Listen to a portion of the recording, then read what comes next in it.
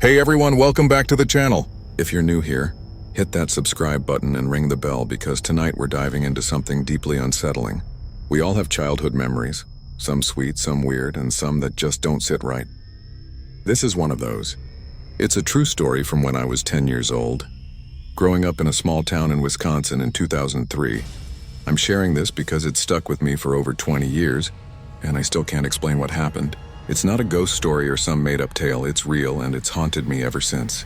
Picture a quiet suburban neighborhood, old houses and a creepy abandoned lot at the end of the street. That's where it all went down.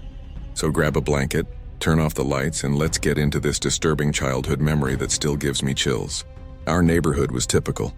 Kids riding bikes, parents grilling in backyards, the usual. But at the end of our street was this empty lot, overgrown with weeds and surrounded by a rusted chain-link fence. The older kids called it the witch's lot because of stories about a woman who lived there decades ago before the house burned down. No one knew if the stories were true, but the lot felt wrong. It was always colder there, even in summer, and the air had this heavy, musty smell. My friends and I would dare each other to sneak in, but we never stayed long. One summer night, my best friend Tommy and I made a bet to spend an hour in the lot after dark. We were just dumb kids thinking it'd be a fun adventure. I wish we'd never gone. That night, Tommy and I climbed over the fence, our flashlights shaking in our hands. The lot was darker than I expected, like the light didn't reach as far as it should. We found a spot near the old foundation and sat down, trying to act tough. But the silence was suffocating, no crickets, no wind, just our own breathing. About 15 minutes in, we heard it. A soft, rhythmic tapping like someone knocking on wood. It was coming from the far side of the lot, where the shadows were thickest. I whispered, "You hear that?" Tommy nodded, his eyes wide. We aimed our flashlights, but there was nothing. Just weeds and darkness. Then a faint giggle, like a kid's, but wrong, like it was underwater. We froze, too scared to move. The giggling stopped, but then we saw it. A small, shadowy figure moving through the weeds, no taller than us. It wasn't walking, more like gliding, and it stayed just outside our flashlight beams. Tommy grabbed my arm, whispering, "Let's go, man." But I was frozen, staring at it. The figure stopped, and for a second I saw its face, or where its face should have been. It was blank, just a smooth, dark void. My heart was pounding so hard I thought I'd pass out. I finally snapped out of it and bolted for the fence, Tommy right behind me. As we climbed over, I heard that giggle again, closer, like it was right at my heels. We didn't stop running until we were back at my house, locked inside. The next day, I told our neighbor, Mrs. Carter, what happened. She was old, lived in the house next to the lot, and always seemed to know the neighborhood's secrets. Her face went pale when I mentioned the figure. She sat us down and told us about the fire in the 70s. A woman and her daughter lived in that house, and one night it burned down. The woman survived, but the girl, Lily, didn't. Mrs. Carter said kids used to see things in the lot. Shadows, giggles, even a girl who wasn't there. She warned us to stay away, said the lot. Holds on to things that don't let go. Tommy and I swore we'd never go back, but I couldn't stop thinking about that faceless figure. A week later, Tommy dared me to go back. He said we needed to prove it was just our imagination. I didn't want to, but I couldn't let him call me a coward.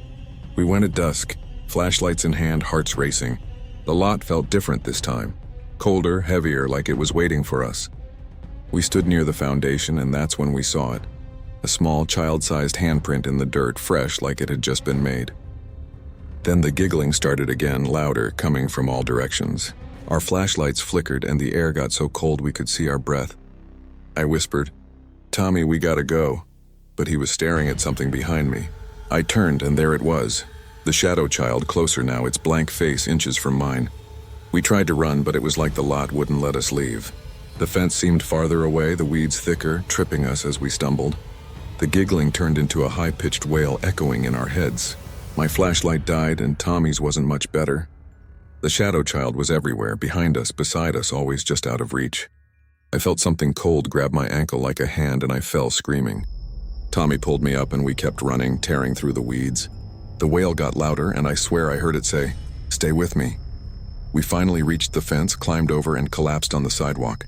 When we looked back, the lot was silent, but the shadow was still there watching us. We never went back to the lot. Tommy moved away that fall, and I avoided the end of the street. But a few weeks later, I found something in my backpack.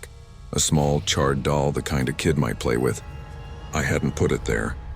I threw it into a dumpster, but the nightmares started. The shadow child. The lot that wails saying, "Stay with me." I told my parents, but they thought I was making it up. Mrs. Carter didn't. She gave me a cross necklace and told me to wear it. I moved out of Wisconsin when I was 18, but the dreams followed me. Whatever was in that lot, it wasn't just a ghost. It was something that wanted company, and it chose me. I'm 32 now, and I still can't shake that memory. I don't visit my hometown anymore, and I avoid empty lots or abandoned places. I looked up the Witches lot a few years ago. It's a parking lot now paved over for a strip mall. But I found old forums online. Kids from my town talking about seeing things there, hearing giggles, even finding toys they didn't own. I think about Lily, the girl who died, and wonder if she's still trapped there or if it's something else, something older, using her shape. I'm telling you this because some places aren't just haunted, they're wrong. They hold on to you and they don't let go. That's my story, guys. I know it sounds wild, but it's true. I still wear that cross necklace, and I don't go near empty lots after dark. If you've got a creepy childhood memory, something that still haunts you, share it in the comments. It helps to know I'm not alone. If you liked this video, smash that like button, share it with your friends, and subscribe for more true horror stories. I've got more to tell, and they're just as chilling. Next time you pass an abandoned lot, maybe keep walking. You don't know what's watching. Stay spooky, stay safe, and I'll see you in the next one.